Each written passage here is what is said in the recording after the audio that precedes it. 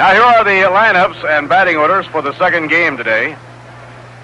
For the New York Mets, Richie Ashburn will be in right field leading off. Charlie Neal will be at second base, batting second.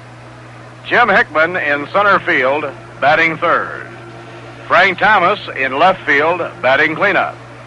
Ed Boucher will be at first base, hitting fifth. Rod Kniehl playing third base and batting sixth. Elio Chacon will be at shortstop, hitting seventh. Chris Cannizzaro behind the plate, batting eighth. Pitching and batting ninth, Bob Moorhead. For Cincinnati, Eddie Casco will play third and bat leadoff. Don Blasingame will be at second, batting second. Veda Penson in center field, hitting third. Jerry Lynch in left field, batting cleanup. Frank Robinson in right field, the number 5 hitter. Gordy Coleman will be at first base, batting sixth. Johnny Edwards behind the plate, hitting seventh. Leo Cardenas playing shortstop, batting eighth. Pitching and batting ninth, Mo Drabowski. Freddie Hutchinson, with the Reds coming from behind to win the first game 11-4, electing to gamble with Mo Drabowski in the second game today, that he might have a well-rested Jim O'Toole to open the important 4-game series against the Pittsburgh Pirates here in Crosley Field tomorrow night. The umpiring assignment in the second game, Dusty Boggess behind the plate. Stan Landis will be at first, and Vinny Smith will be at third. Well, if it's as hot wherever you are as it is out in the Midwest today, you'll be looking around for a way to beat the heat. And you know, if you're stocked up on Rheingold Extra Dry, you don't have to look any further than the refrigerator. Yes, sir, Rheingold is just the thing you need on the hot days to stay cool and refreshed. Rheingold has a taste all its own. A taste that's brisk and bright and clean clear through. It quenches your thirst because it's extra dry. Those two little words, extra dry, tell you that Rheingold is brewed the long, slow, costlier way for that clean, brisk, extra lively taste that is Rheingold's alone. But why not find that out for yourself? Pour yourself a tall, cold glass of Rheingold Extra Dry and enjoy the game refreshed.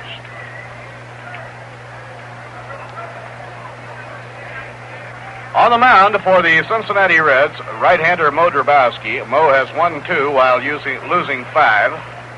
Has been used mostly in relief, although as an occasional spot starter by Freddie Hutchinson. For Drabowski, this will be his 21st outing of the year, the 9th time that he has been used as a starting pitcher. Mo has worked 72 innings, given up 68 base hits. So it's Mo Drabowski against Bob Moorhead in the second game of today's doubleheader. In other games, in a single game at Pittsburgh, the Giants downed the Pirates 5-4 to win the rubber game of the series, with Marichal the winner. St. Louis leading Houston 3-1 at the end of an inning and a half. Gibson against Bruce. Braves beat the Phillies 11-10 in the first game. They're just going now in the second game. Braves did not score in the first. After 6 innings, the Los Angeles Dodgers lead the Chicago Cubs 13-6. Washington beat the Yankees 3-2 in the first game. It'll be Daniels against Boughton in the second. They're in the 9th inning in Boston. The White Sox lead the Red Sox 7-3. And the Orioles, with 4 in the 8th inning, now lead the Twins 8-3 in the last of the 8th. Mo Drabowski out of his windup, and the second game is underway. A Baltimore chop off the plate. Waiting for it is Casco. The throw is done in time. And Richie Ashburn is on with an infield hit on a Baltimore chop. The ball took a real high bounce going off the plate down toward third. Ashburn on first, nobody out. That brings up Charlie Neal. Charlie did not play in the opening game. In the first game, Mantilla was at second. Mets led the opener 4-1, but Cincinnati exploded, scoring 6 runs on 4 hits. In the bottom half of the 6th inning to go out in front and then add 4 more runs off Bob Miller in the 7th as they won the opener 11-4. Now the pitch by Drabowski, and the curve is a strike on the outside corner.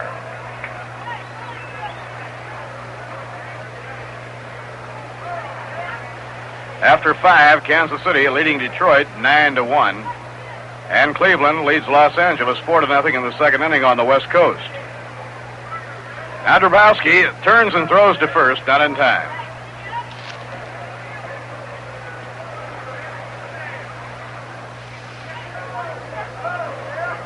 Here's the pitch, driving Neal back from the plate. 1 ball, 1 strike.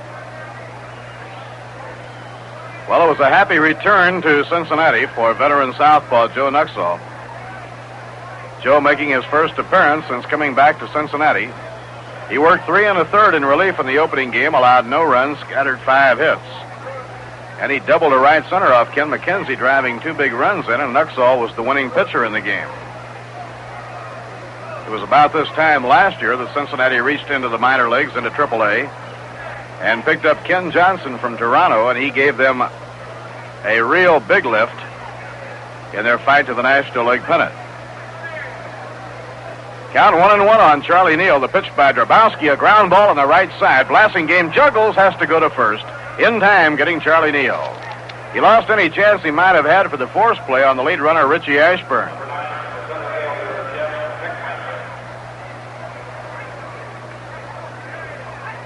Now here's Jim Hickman. Jim came in the first game when Ashburn was thrown out by umpire Vinnie Smith. And Jim was up twice, had 2 base hits.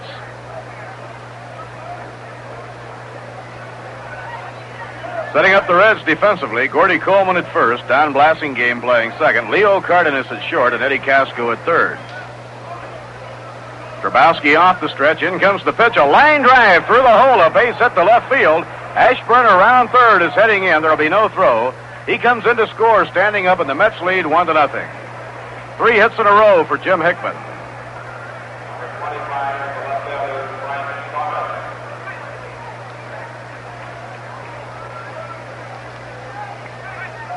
Mets 1 and the Reds 0 as Hickman singles to left, scoring Ashburn from second. Now the hitter is Frank Thomas.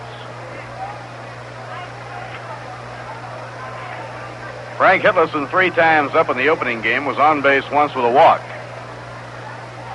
Frank hitting at .294.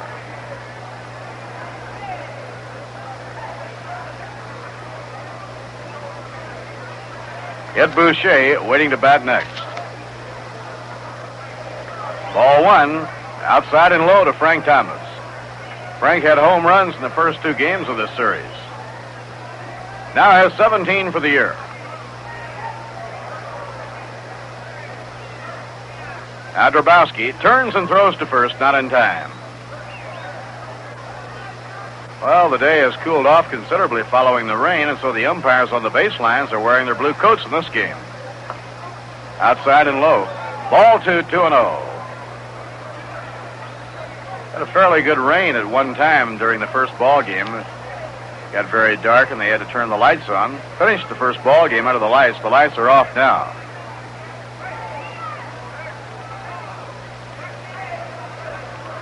In comes the pitch by Drabowski. A liner in the air to left field. Coming hard is Frank Lynch, and he makes a running one-handed grab.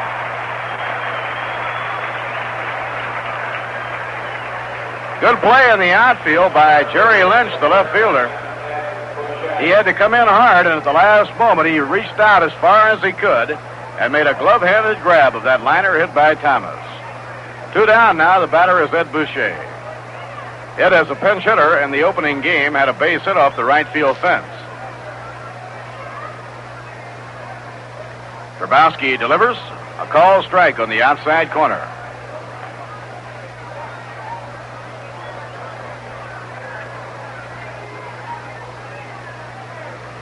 Jim Hickman on first. Jim single to left field, scoring Richie Ashburn. In comes the pitch by Drabowski. Goes to a curve, and it breaks inside and low. 1 ball and 1 strike.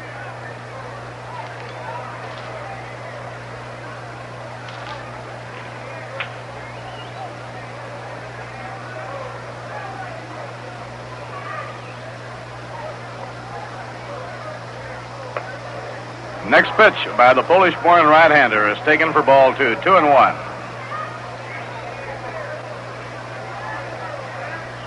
Yesterday was Mo Drabowski's birthday, and they played a happy birthday for him here at the ballpark. He was 27 years old. The right-hander deals a ground ball bounced on the left side, cut off by the third baseman. The throw to first, in time by Eddie Casco. He looked for a force play at second. There was no one there covering, and so he had to go on to first to Gordy Coleman. Side retired in the first. 1 run on 2 hits, no errors, 1 left on. The score in the middle of the first inning, it's the Mets 1 and the Cincinnati Reds coming to bat. Now a message from Rheingold Extra Dry, told completely with music.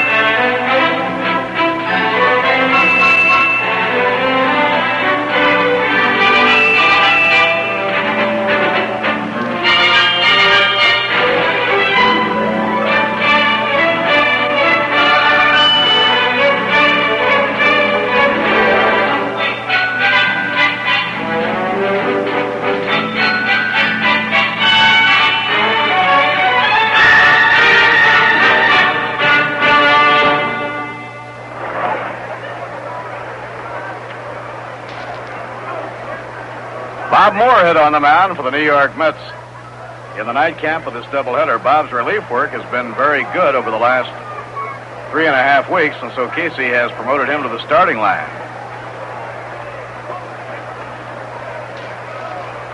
Chris Cannizzaro working behind the plate, catching Bob Moorhead.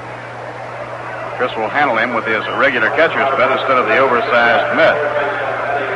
The Mets defensively have Ed Boucher playing first, Charlie Neal at second, Elio Chacon at short, and Rod Keneal at third. In the outfield, Frank Thomas in left, Jim Hickman playing center, and around in right field, Richie Ashburn. In his last 11 relief appearances, Moorhead gave up only 7 earned runs, and that was over 26 2/3 innings. Eddie Casco leading it off, a fly ball in the air to left center field, going hard is Hickman. He's getting there and makes the catch in the alley in left center field. 1 away, nobody on. Casco went right after the first pitch thrown by Bob Moorhead. That'll bring up Don Blasingame, hitting at .269.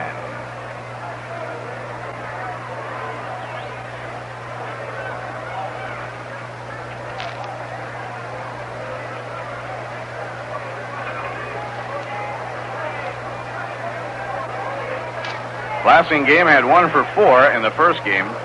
Freddie Hutchinson had him batting 8th in the opening game since the Mets started southpaw Al Jackson.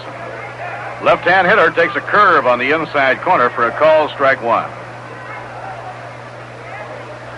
Veda Penson waiting on deck, and then Jerry Lynch.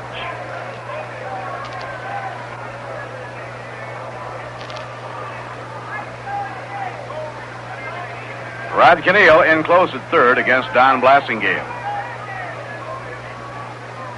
Now the windup and pitch by Moorhead off the outside corner. 1 ball, 1 strike.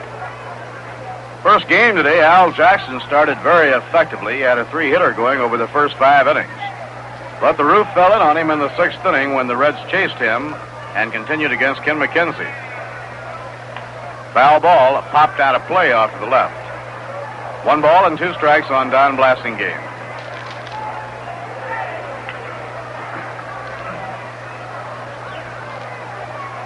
No game tomorrow for New York. They'll be spending the off day in Milwaukee. They'll be the only baseball team in Milwaukee. The Braves will be in Cooperstown, New York tomorrow for the annual Hall of Fame game. They'll be playing the New York Yankees. Tomorrow, a big day for baseball. The 1-2 pitch. Knuckler missing outside. 2 balls and 2 strikes. Tomorrow, Jackie Robinson, Bobby Feller, Ed Roush, and Deacon Bill McKechnie will formally be inducted to baseball's Hall.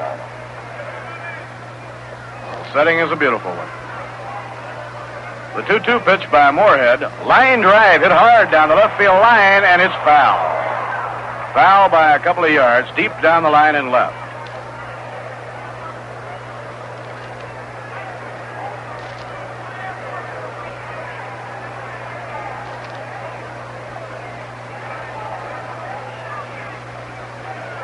Series in Milwaukee will be Tuesday night, Wednesday night, and Thursday afternoon.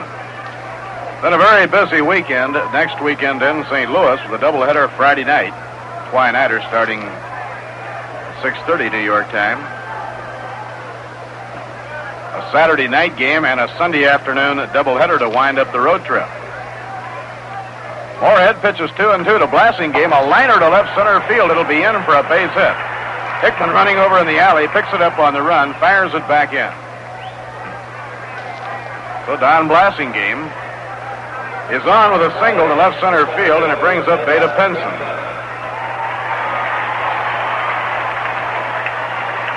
Beta had a single and a double and 4 times up in the opening game. He's hitting at .293.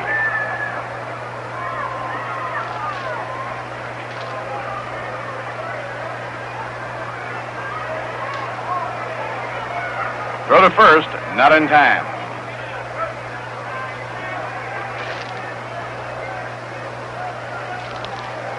Now Moorhead off the stretch. Delivers to Pinson. Outside, it's ball 1. Big hits for Cincinnati in their opening game victory were by Beta Pinson, Frank Robinson, Hank Foyles, and Joe Nuxall. The Mets were ahead 4-1. Pinson made it 4-2. Robinson made it 4-3. Foyles then knocked in 2, putting the Reds ahead for the first time. Ground ball hit the shortstop. Chacon flips the ball to Neal. There's one. Back to first. Out at first. A double play as they get the fast Beta Pinson.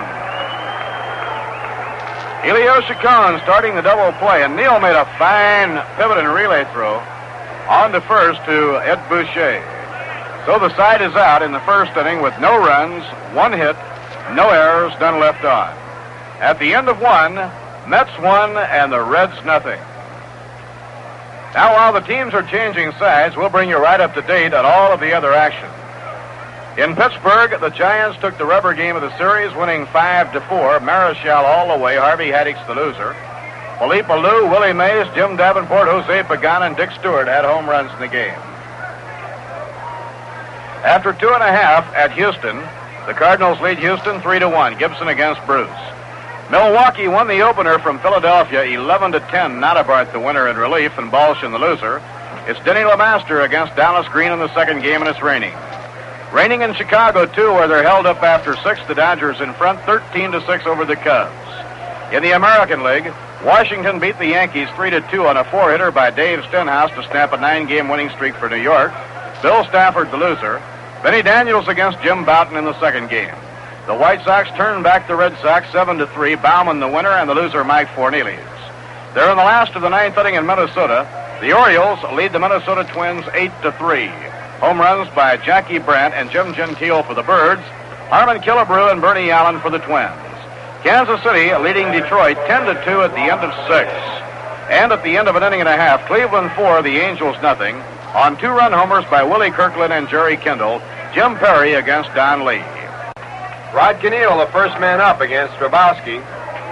Right-hander against right-hander. The score 1-0. Mets lead in the first pitch to Kniehl to call strike.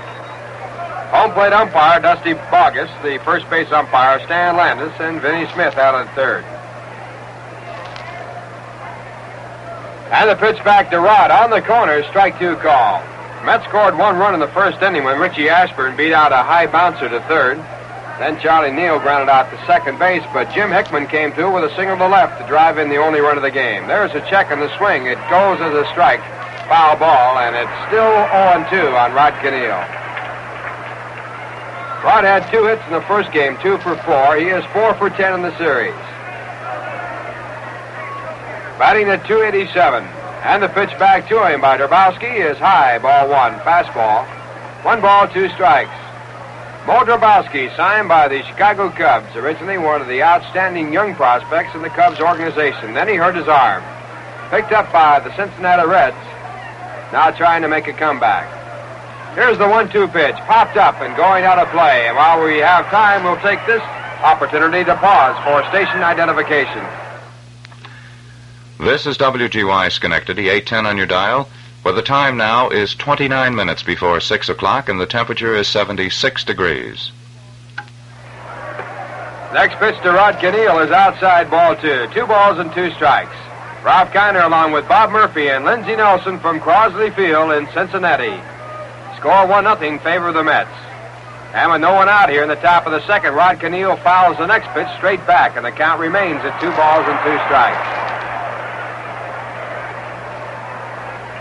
On deck batter, Elias Chacon. He'll be followed by Chris Cannizzaro.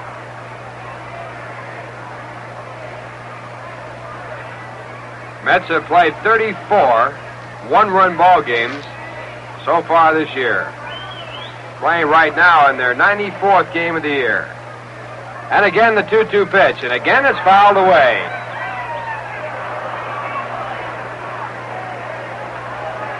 The only team that the Mets have not beaten this year is the Cincinnati Reds.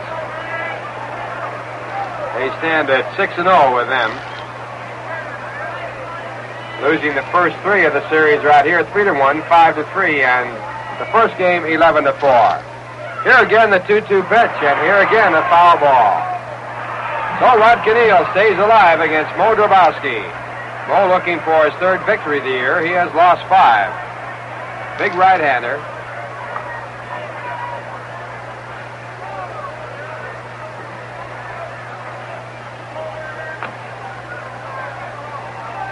The windup and the 2-2 pitch. Down low, a full count now as Rod Canneel battles a big right-handed pitcher. Drabowsky is 6'2", weighs 200 pounds. And he winds and comes back to the plate. And he comes back low, and that's the first walk. Issued in the game by Drabowsky, putting Canneel on at first base and bringing up Elias Chacon.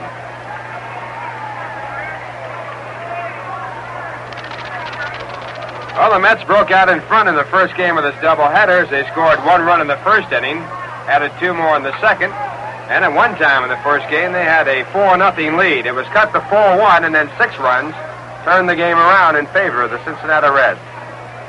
They won the first one 11-4. And the first pitch to Elias Chacon. Outside, ball 1, a slider missing just off the plate.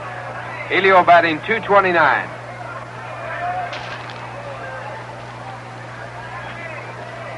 He had a double and an RBI in the first game and 4 times up. Now looking down for the sign from Salihimas.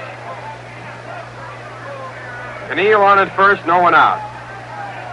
Canneel a good base runner. And the next pitch to Chacon is low. 2 balls, no strikes.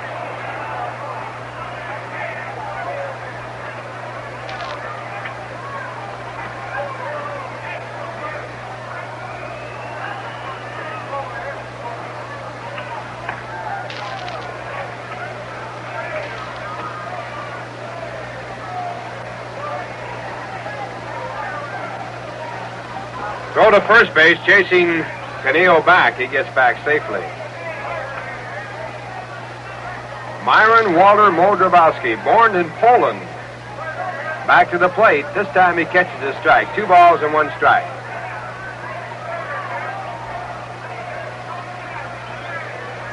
Lives at the present time in Highland Park, just slightly north of Chicago.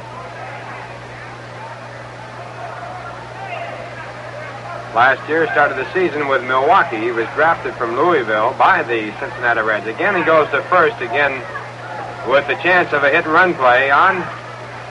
He chases Canneel back. Canneel now moving off. He goes. The pitch is popped up in the air, and Canneel will have to hurry back to first base as Frank Robinson comes in and makes the catch. So on the hit-and-run play, Chacon hits the ball in the air, and the Mets now have 1 man down. And the batter coming in is Chris Cannizzaro. Chris batting .231. No home runs, 7 runs batted in.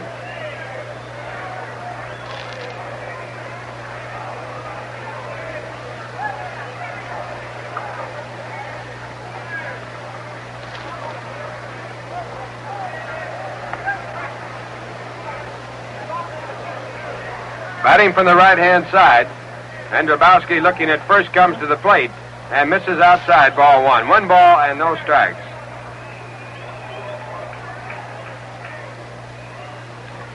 Giants defeated Pittsburgh, and technically they are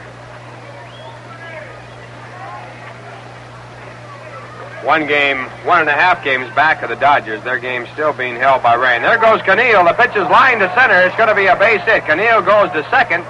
Now goes for third. Here comes the throw. It's offline. And holding at first base as the throw was taken by Eddie Casco, Chris Cannizzaro. Now the Mets with runners at first and third and one out. And the batter scheduled up is the pitcher, Bob Moorhead. And Moorhead now coming out of the dugout looking for his first base hit of the year. He is 0 for 11. And he's also looking for his first Major League base hit. Runners at the corners, and the batter is the pitcher, Bob Moorhead. Third hit off of Mo Drabowsky.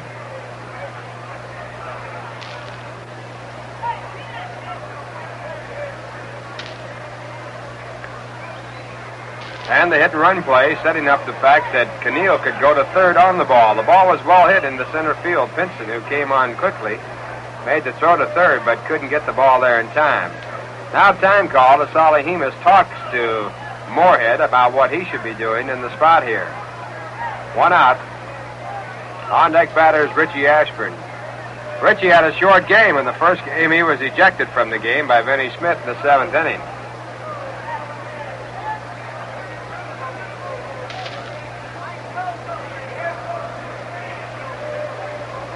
And the first pitch to Moorhead is swung on and fouled straight back for strike one. Infield back looking for the double play at short and second. Casco at third base playing even with the bag. Outfield shaded towards right field as Drabowsky goes into the stretch and comes back to the plate. Low outside, ball one. 1 ball, 1 strike.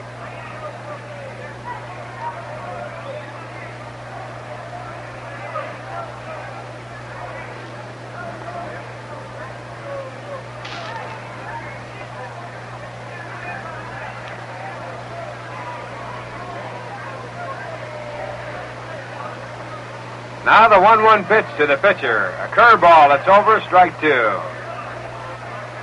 Drabowsky getting out in front now. 1 ball and 2 strikes with 1 out.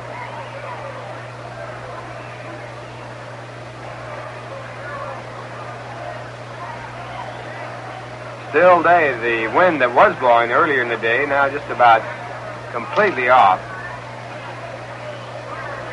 And the 1-2 pitch, outside and low, ball 2. 2 balls and 2 strikes. We had some rain in the first game, but it didn't delay the game at all. They played right through it. Right now, the sky is somewhat overcast, not much bright sunlight, but plenty of light.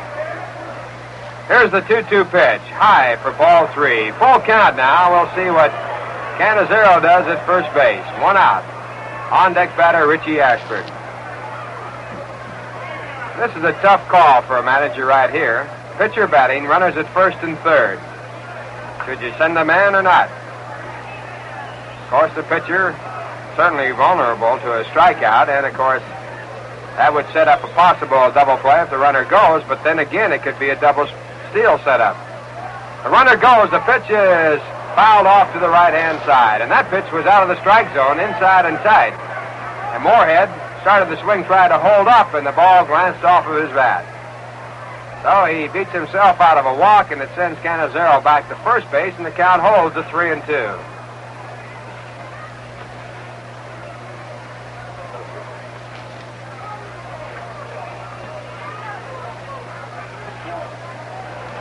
Cannizzaro leading off at first. A look there by Drabowsky. He goes. The pitch is swung on and missed. The throw to second base is cut off. Here comes the runner from third. The slide, the tag in time. And it goes as a double play on the attempted double steal. If you're scoring, it went catcher to the shortstop and back to the catcher to retire the side. In the inning for the Mets, no runs on 1 hit. No errors, 1 man left on. And the score at the end of 1.5 innings of play. The Mets won, the Cincinnati Reds, nothing. You know, you've heard us say it's beer as beer should taste. Well, think of it for a minute. Isn't that what you want in a beer? Don't you want that refreshingly dry to the taste with a flavor that's just so brisk and bright and clean all the way through? Well, that is Rheingold. Rheingold is brewed to be just that. Brewed to the choicest ingredients. Brewed the long, slow, costlier way. Rheingold is everything you look for in beer. And dry tells you why. Yes, extra dry means Rheingold's a better beer. It's a wonderful beer. And extra dry means Rheingold beer is more refreshing. And the more refreshing a beer is, the more you're going to enjoy it. So enjoy fine, cold Rheingold beer along with the game. Join the millions who have made Rheingold New York's largest selling beer.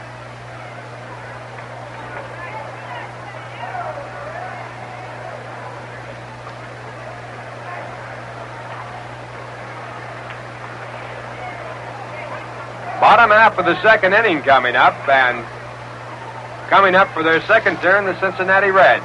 They trail 1-0 as Bob Moorhead completes his warm-up pitches on the mound.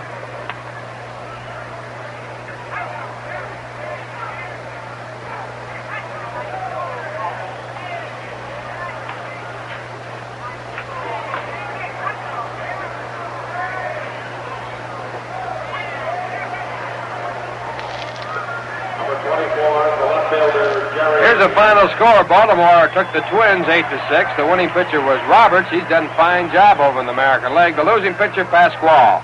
Killebrew, his 25th home run. Brandt, Allen, and Gentile. Gentile, his 25th home run, also chipping in for the four-fly job. All set to go now in the bottom of the second inning, and leading off for the Cincinnati Reds, Jerry Lynch, the left fielder. And the first pitch to Jerry is lined to center field, but Jim Hickman there on the incline right at the bottom takes it for out number one. Lynch batting .303, the first man out here in the second, and it brings up Frank Robinson. Frank, a .331 batter, 16 home runs and 77 runs batted in.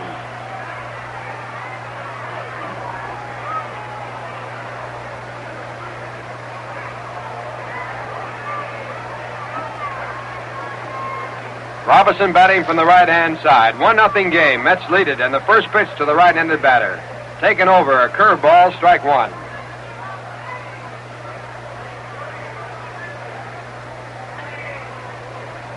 Gordy Coleman, the on-deck batter. Now Moorhead, looking for his first major league win, comes to the plate with a fastball. It's swung on and foul tipped into the catcher's glove. Strike two.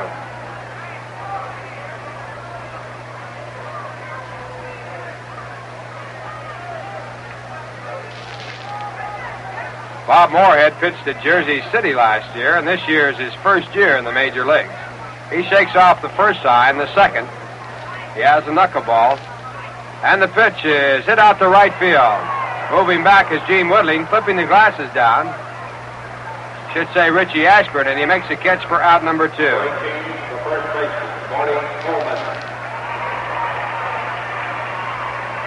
So two fly balls for two outs, and Gordon Coleman comes in. Coleman batting .273, 19 home runs and 51 runs batted in.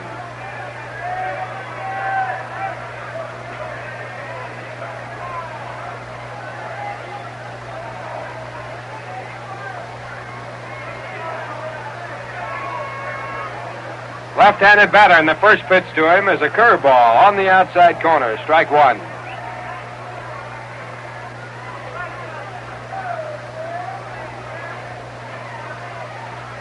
The right-hander back, this time outside and high. 1 ball, 1 strike.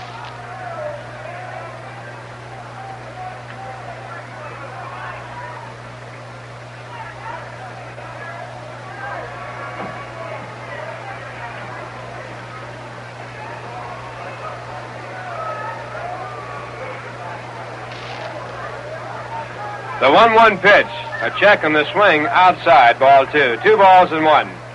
2 outs to score 1-0 in favor of the Mets. Bottom half of the second inning.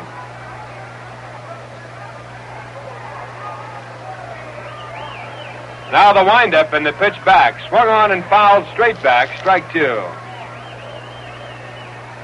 Sunshine now shining brightly. We've had just a little bit of everything today. It started out with rain, and got bright, and then got dark again, and rained again. Now the sun out again. Out in center field across the highway over the center field fence, even some of the freebies using umbrellas to keep the sun off now. There's a swing and again a foul. Count holding at 2 balls and 2 strikes.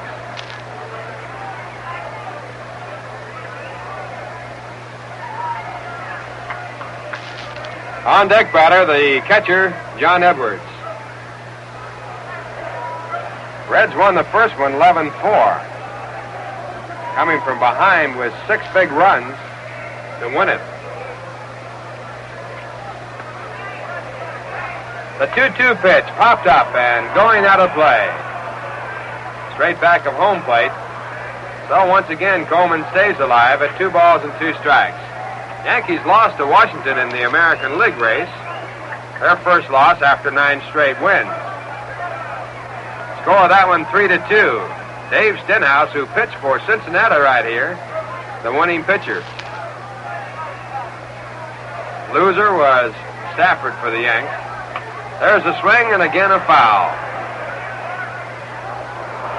Count holding at 2 balls and 2 strikes. 1 home run in that game by Harry Bright. Came in the first inning, and that was the end of the scoring for the Senators, but that was enough. Stenhouse pitched a 4-hitter. In another big game, this time in the National League, the Giants defeated Pittsburgh 5-4. Marichal going all the way to pitch a 7-hitter. Losing pitcher for Pittsburgh, Haddix. Alou had a home run in that one. Mays had a home run, his 28th. Davenport contributing. And Pagan along with Dick Stewart. Mays leading the major leagues in home runs with 28. Here's the windup, and again the 2-2 pitch, and again it's fouled away. So 3 deuces on the board, and they stay there. 2 balls, 2 strikes, 2 outs. 1-0 favor the Mets. The Dodgers played at Chicago. That game held because of rain in the bottom of the 6th inning.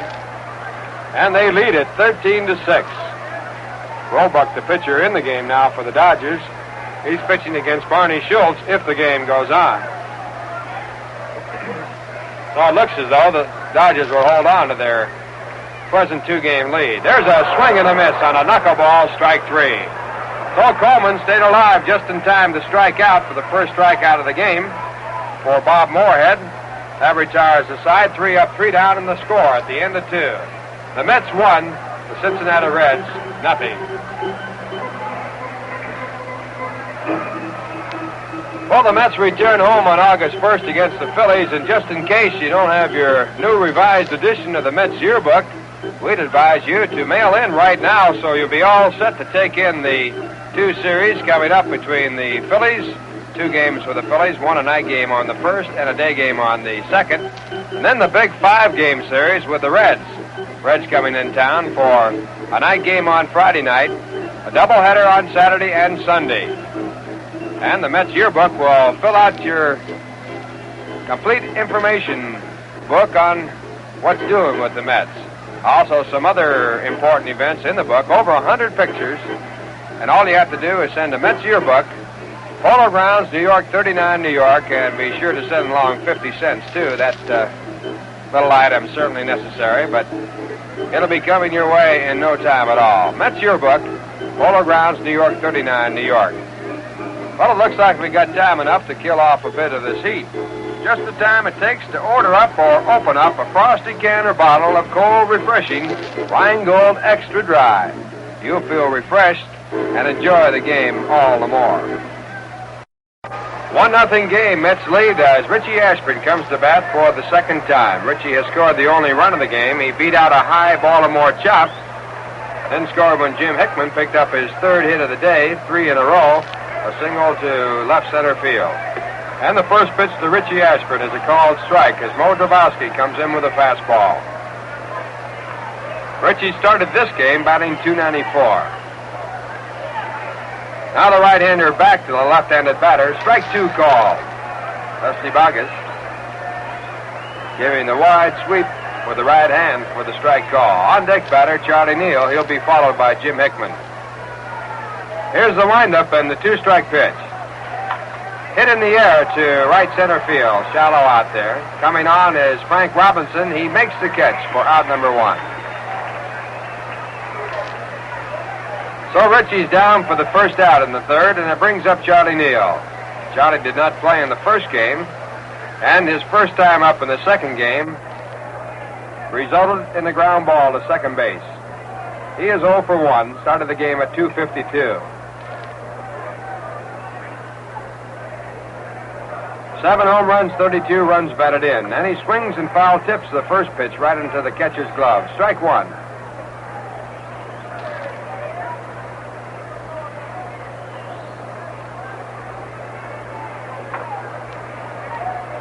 The windup and the one-strike pitch to Neal. Bunted foul down towards the first base side. Ball going foul right away.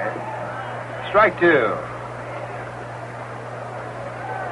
Mets will play the Milwaukee Braves on Tuesday night. And scheduled to pitch the opener there will be Roger Craig. That game will be on the air, New York time at 8:55.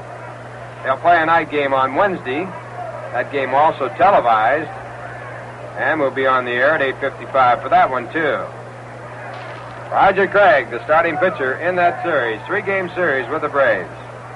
Here's a 2-strike pitch, a swing and a miss, strike three. Second strikeout for Mo Drabowsky, and 2 outs now in the third.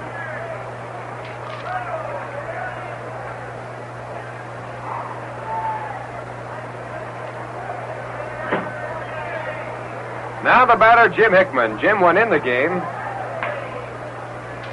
in the first game as a replacement in center field when Richie Ashburn was ejected from the game, and he promptly got 2 hits. And that, with his single here the first time up in the second game, gives him 3 for 3. And he takes inside ball one. Jim had an RBI, the only run of the game, his 23rd of the year. Has a total of 7 home runs. He's batting .271. And he takes on the outside corner. Strike one. 1 ball, 1 strike. 2 outs, the Mets lead 1-0.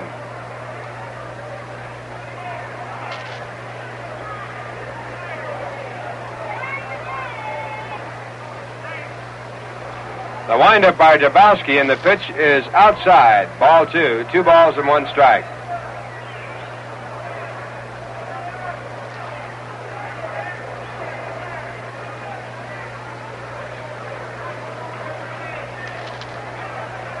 The 2-1 pitch to Hickman. A little bit low for ball 3. 3 balls and 1. Jim now looking for the take sign or the hit sign from Sally Hemus.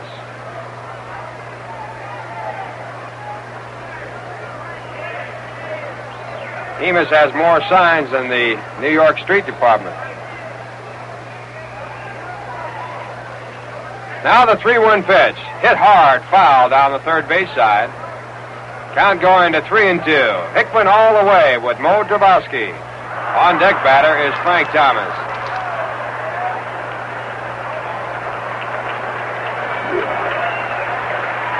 And here, like everywhere else,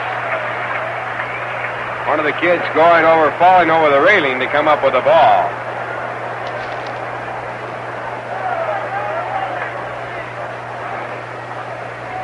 The windup and the full count pitch. Hit through the middle, the shortstop coming over. He can't get to it. It goes on the ground into center field. So Jim now 4 for 4 in his last 4 times up. A runner at first base with 2 outs, and Frank Thomas comes to bat. That ball hit right off the hands, just barely got through. A seeing eye base hit. Sort of the kind of hits that Dixie Walker used to get with the Dodgers. Mandrake the Magician.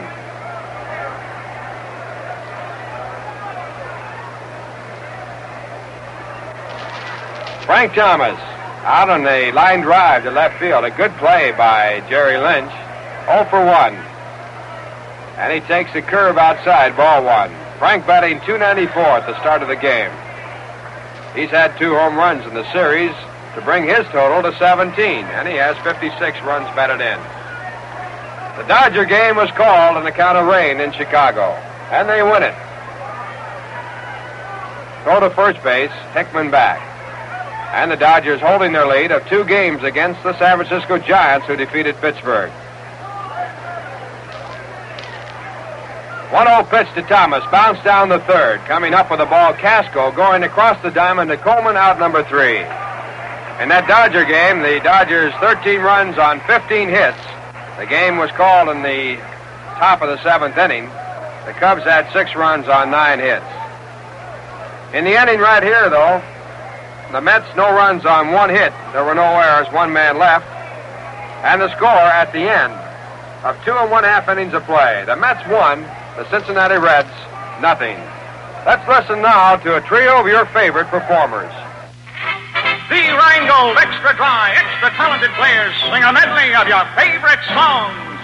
My beer is Rheingold, the dry beer. Think of Rheingold whenever you buy beer. It's not bitter, not sweet. It's the dry flavor treat. Won't you try extra dry Rheingold?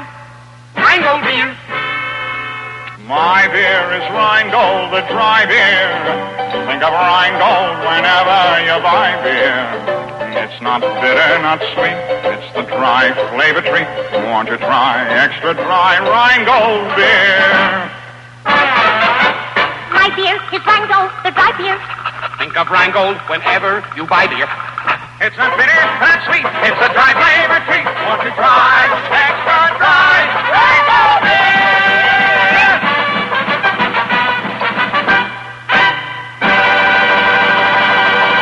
We're a little late, folks.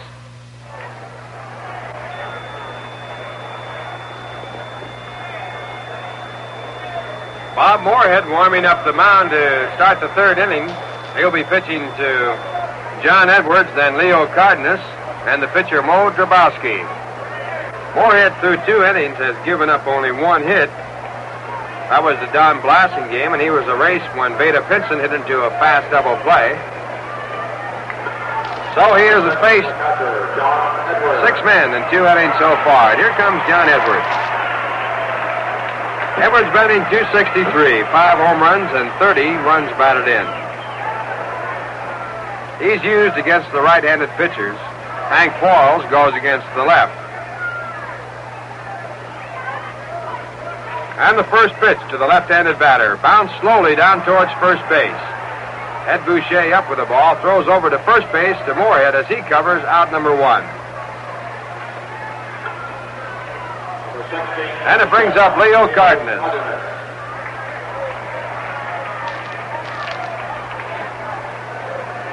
One nothing favor of the Mets as the right-hander steps into the batter's box. And he takes a .261 average up to the plate. 6 home runs, 27 runs batted in. And the first pitch. Taken on the outside corner, knee high, strike 1.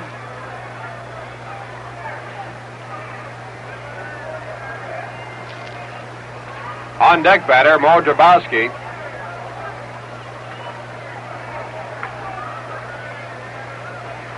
Now the windup and the 1-strike pitch.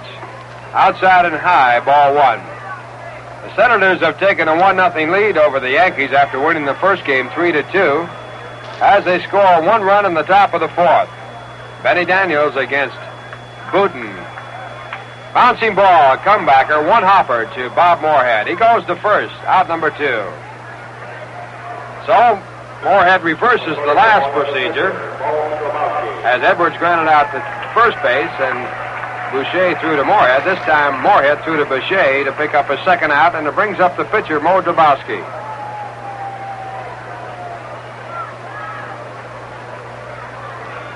He bats from the right-hand side and looks for his first base hit.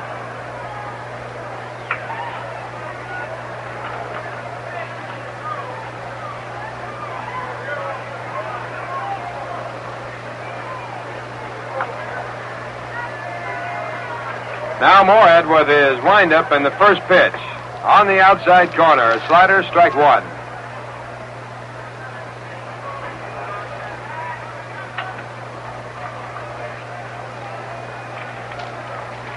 The 1-strike pitch again on the outside corner, strike 2.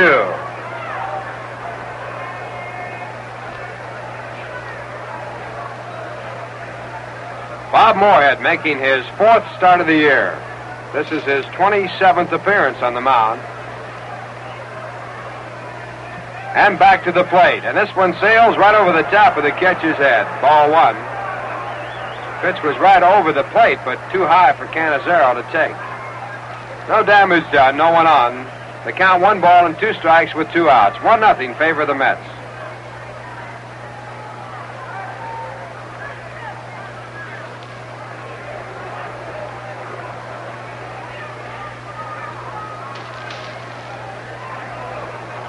The windup and the 1-2 pitch.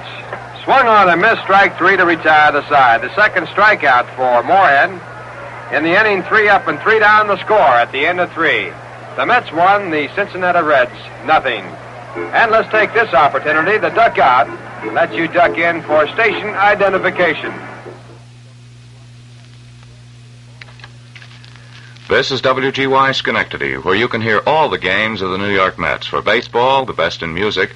For comprehensive, reliable news reporting, stay tuned to WGY. Crosley Field. And a look at the scores. San Francisco 5, Pittsburgh 4. The only game scheduled against the Pittsburgh Pirates. And the Giants holding on to their 2-game deficit to the Los Angeles Dodgers as the Dodgers defeated Chicago in a game shortened by rain, 13-6. Also, the Milwaukee Braves outlasted the Phillies in the first game of 2, 11-10. In the second game, the Braves lead it 2-1 through 3.5. DeMaster and Green pitching in that one. And St. Louis playing at Houston, leading 3-1 through 5. Gibson and Bruce, the opposing pitchers. Gibson has pitched 3 consecutive 3-hit games. In the American League, the Yankees lost the first game 3-2 to Washington. In the second game, they trailed Washington 1-0 through 3.5. Daniels and Bruton, the pitchers there. And the Chicago White Sox defeated Boston 7-3. Baltimore defeated Minnesota 8-6. Detroit trailing the Kansas City Athletics 10-3 through 7.5. The pitchers in that one, Consale and Fisher.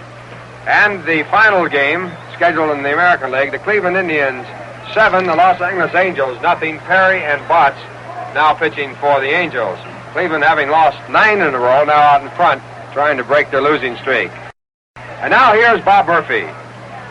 All right, Ralph. Ed Boucher leading off as we go into the 4th inning, and the pitch by Drabowski is a strike call. Ed Boucher 0 for 1 was thrown out by the third baseman Eddie Casco his first time up. Now Drabowski winds and pitches. Ground ball bounced towards shortstop. Leo Cardenas fielding it near second, throws on to Gordy Coleman, 1 away. He had real good defensive position as he shaded way over towards second, figuring Boucher to pull, which he did.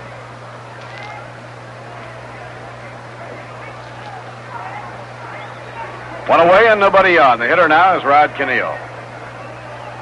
Rod drew a walk. His only time up in this game. Rod had 2 hits and 4 times up in the first game. The Mets have had their share of base hits in this series, but have been unable to group them. Foul ball coming back toward our radio booth and out of play.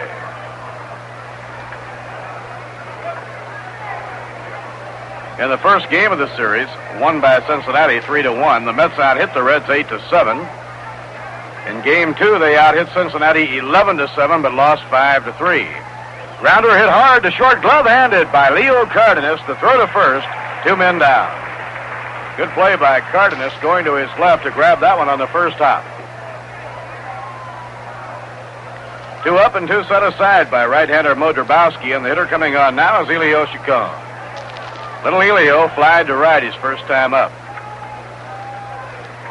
Elio's been wearing an ace bandage on that left knee, which was aggravated and has been bothering him some. He was rested by Casey and returned to action in the first game today. Strike called in the outside corner. At the end of 4 in the Yankee Stadium, Washington won and the Yankees won, both teams getting a run in the 4th inning. Benny Daniels against Jim Bouton. A line drive into left field, a clean hit for Elio Chacon. Left fielder Jerry Lynch putting the ball back to the infield. And Chacon is on, and that's base hit number 5 off Mo Drabowski. Chris Cannizzaro hitting number 8 in the order coming up. Chris had a base hit to center field in the 2nd inning. Joe Pignatano caught the first game today, and Joe had 2 for 3. After the action subsides today, the Mets will have played 94 ball games.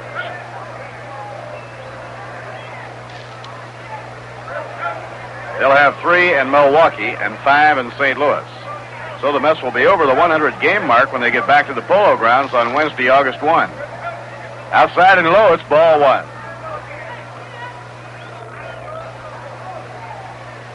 The Mets will have a lot of action in the Polo Grounds during the month of August. They have 17 playing dates during August in the Polo Grounds, and on several of those dates, doubleheaders.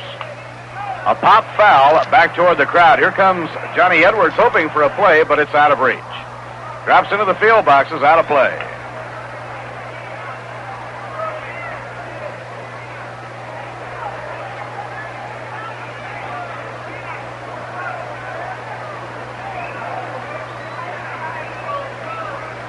Tomorrow, the Milwaukee Braves meet the New York Yankees at Cooperstown in the ceremonies.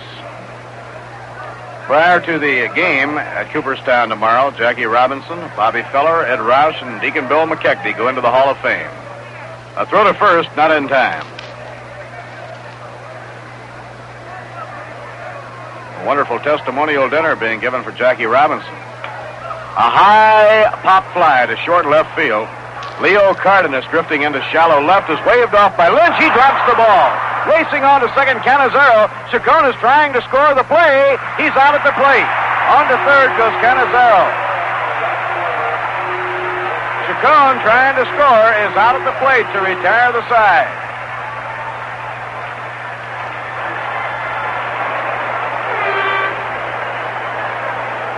Jerry Lynch at the last moment yelled off the shortstop Leo Cardenas on the high pop to short left field. Lo and behold, it popped right out of his mitt. And Elio Chacon, who was running with two down on the crack of the bat, tried to come all the way in. But the left fielder, Jerry Lynch, after dropping it, ran it down, picked it up, and made a real strong and accurate throw to the plate to Johnny Edwards. And Chacon is out at the plate. From Jerry Lynch to Johnny Edwards. Cannizzaro reaching on the error charge to Jerry Lynch. So the side is out in the fourth inning with no runs, one hit, one error, one left on. And now at the end of 3.5, the score, Mets 1 and the Reds nothing. And now here's one of America's most popular singers with a musical lesson in 2 languages.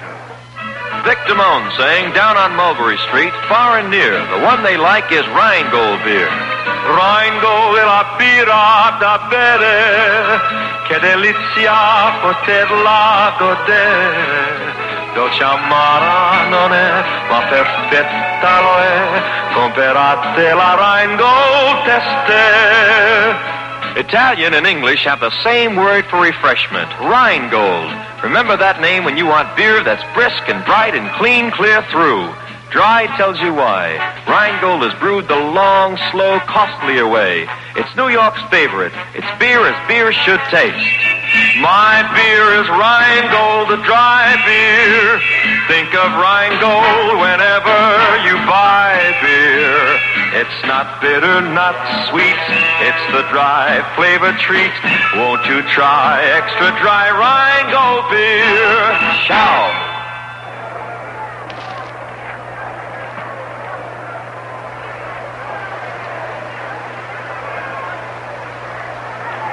In the home half of the fourth inning, it's the top of the batting order for Freddie Hutchinson's Cincinnati Reds. Third baseman Eddie Casco is up against right-hander Bob Moorhead. And the fastball is in at the letters for a called strike one. Elio Chacon trying to dash all the way home from first base on a pop fly to short left field that was dropped by Jerry Lynch. Lynch recovering after dropping the ball in time to get the throw into Johnny Edwards for the play at the plate. In the opening ball game, the Mets had Clarence Coleman caught at the plate when he slipped coming around third and lost that split second that he needed to be safe. 16,652, 16652. Next pitch, a fly ball in the air to center field. Jim Hickman, a few strides to his left, makes the catch, one man down. One away and nobody on now in the last of the fourth inning, and on to hit will be Don Blasingame. Second baseman Don Blasingame hitting at 269. Don had a base hit, the only hit given up by Bob Moorhead in the first inning. Blasingame was 1 for 4 in the first game, batting in the number 8 position. Those of you joining us late, Cincinnati came storming from behind to tally 6 times in the 6th, 4 more in the 7th, to win the opening game 11-4 with Nuxall the winner in relief. Strike called on the inside corner to Don Blasingame. Rod Keneal in close at third against Blasingame to try and make him hit the other way. Infield then on the rest of the positions pulled a little bit toward right. Blasingame batting with an open stance. Pitch thrown by Bob Moorhead, a breaking ball inside and low. 1 ball, 1 strike.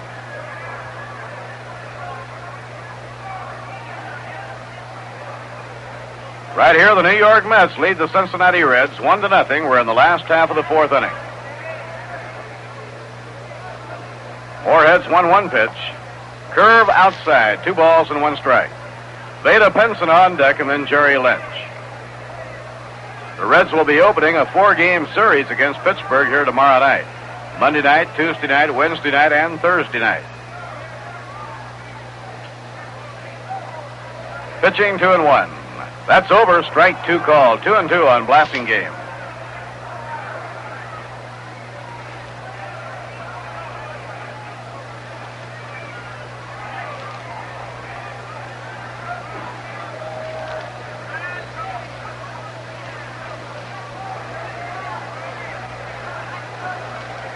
Now Don, feet wide apart, waits, whacks it foul back toward the crowd. There's no play, and the count stays at 2-2. Second and short, the Keystone combination manned so well for almost a decade here in Cincinnati by Johnny Temple and Roy McMillan. Finally, the double play combination was broken up. McMillan now with the Braves and Johnny Temple now with the Baltimore Orioles.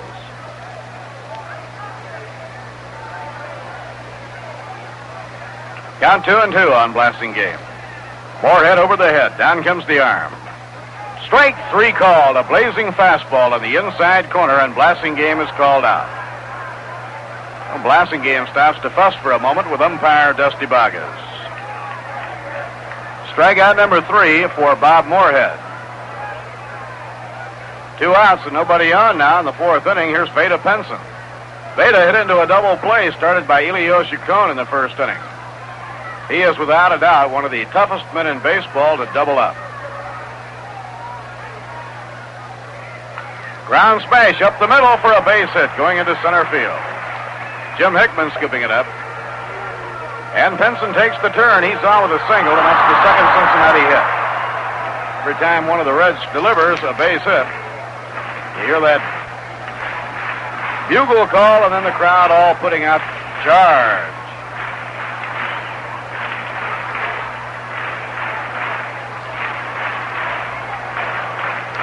Jerry Lynch hit the ball hard his first time up, a line drive to center that was taken by Jim Hickman. Jerry hitting .303 on the year, right down on the knob of that bat. He has good power. Left-hand hitter. Throw to first. See, Pinson had to dive to get back in.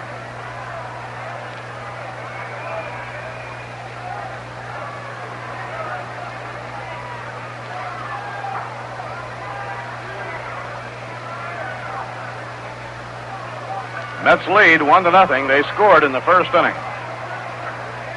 Throw to first, not in time. Boucher putting the tag on Pinson. But Vada slides back in safely.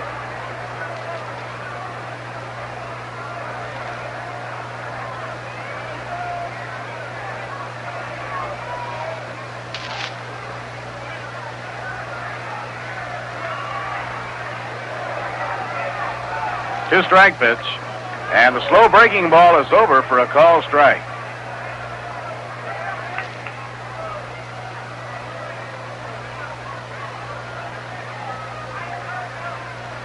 Bob Moorhead,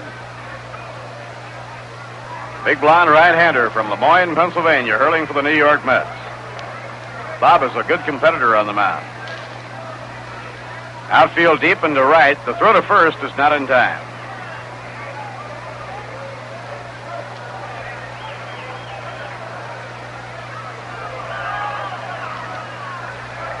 Now the pitch, and it's a pitch out, but nothing was on. 1 ball, 1 strike.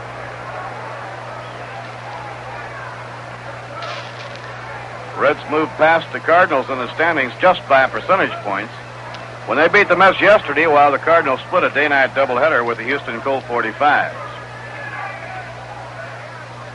Bob Gibson hooked up against Bob Bruce down at Houston this afternoon. Cardinals in front 3-1, and they've gone 5.5 innings.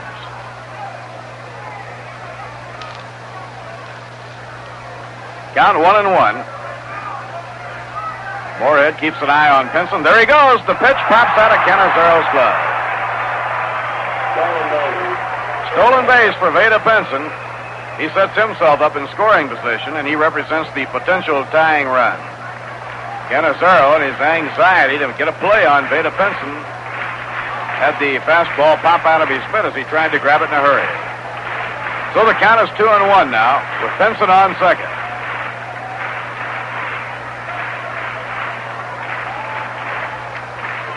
Reds trying to sweep, Mets trying to gain a split.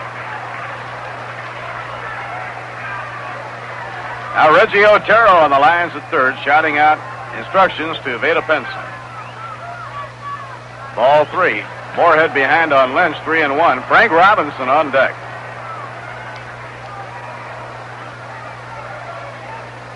The stadium shadows just now reaching out toward the edge of home plate. All of the defensive players right now are basking in the sunlight.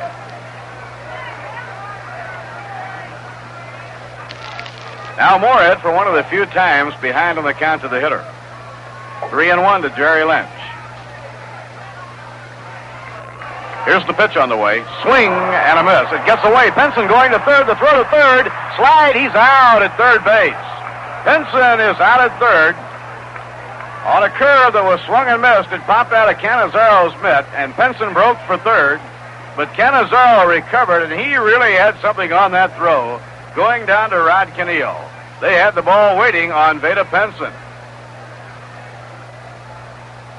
So the side is out in the fourth inning with no runs, one hit, no errors, none left. 4 innings complete, and the score, the Mets 1 and the Reds nothing. Be sure to check your Mets baseball calendar now for the many attractive dates that the Mets will be at home during the month of August. And in particular, the 2 big nights in which the New York Mets will be paying tribute to one of the truly all-time greats in Stan Musial. Cardinals come into New York, and Musial will be honored by the Mets on Friday night, August 17th. And the following Friday night, on August 24th, the Mets pay tribute to one of their own and one of the greatest in Gil Hodges.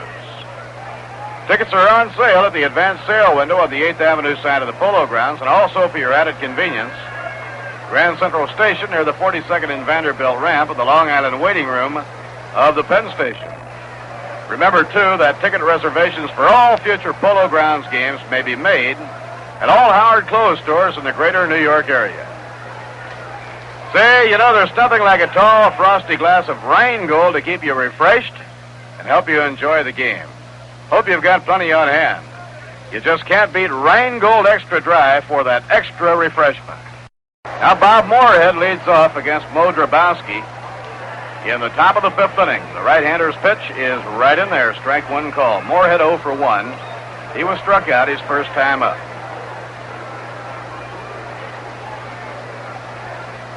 Drabowsky cranks up. The pitch thrown, a breaking ball off the outside corner. 1 ball, 1 strike.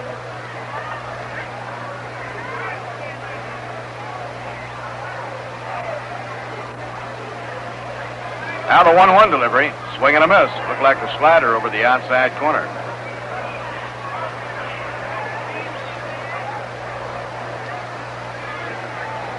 In the second game at Connie Mack Stadium, Joe Adcock's 2-run homer has the Braves leading the Phillies 2-1 after 4.5.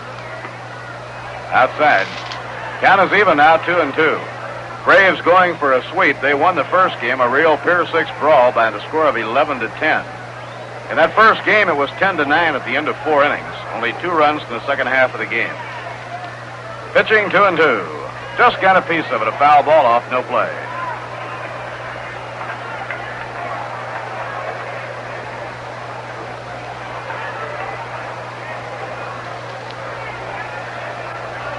Cardinals are out in the 7th inning at Houston. Cardinals lead Houston 3-1 at the end of 6.5 innings.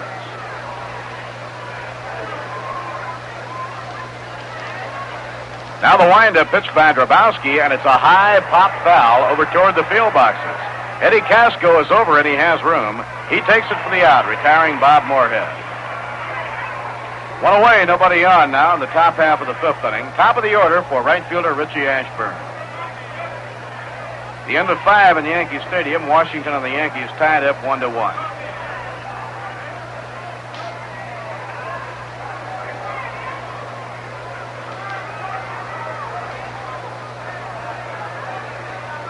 Richie has 1 for 2 and brought home the only run of this game. He takes strike 1 call. Casco in close at third against Richie Ashburn.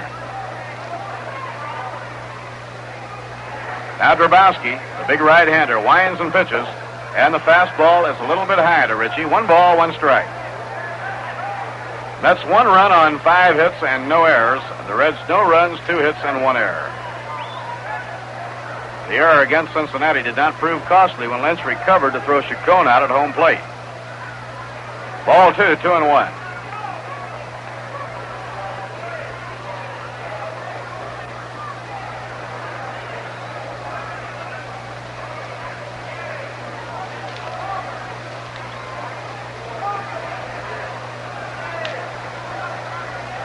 Now the 2-1 delivery.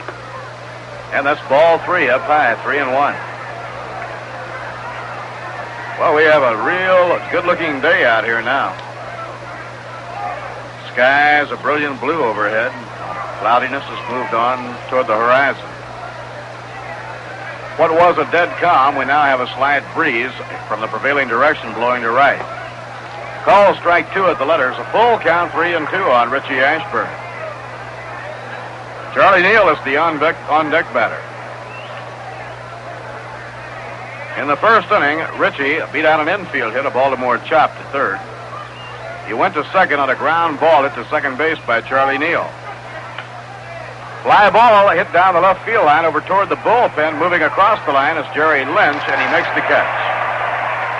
Ball caught in foul territory. 2 men down now in the top of the fifth, and up to hit will be Charlie Neal. Little things can mean so much in baseball games. Should the score of this game stand up, one thing that would stand out is the fact that in the opening inning, after Richie got on with an infield hit, Neal hit a ground ball to Blassingame, and Blassingame juggled the ball for just an instant, losing a chance to make a force play on the lead runner.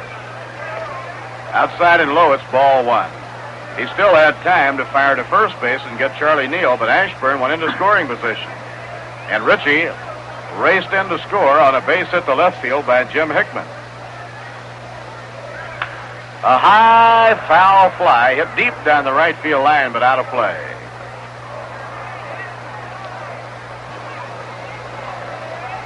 Well, the top home run hitters in baseball are all hitting home runs today. Swing and a miss by Charlie Neal, 1 ball and 2 strikes. Not all of them, but a lot of them. Willie Mays hit his 28th as the Giants beat Pittsburgh 5-4. Henry Aaron homered in that first game win for Milwaukee. Jim Gentile homered in the Oriole victory over the Minnesota Twins.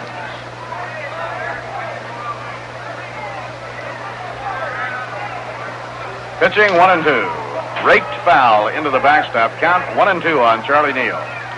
2 outs, nobody on. We're in the 5th inning with the Mets leading 1-0. Nightcap of a doubleheader.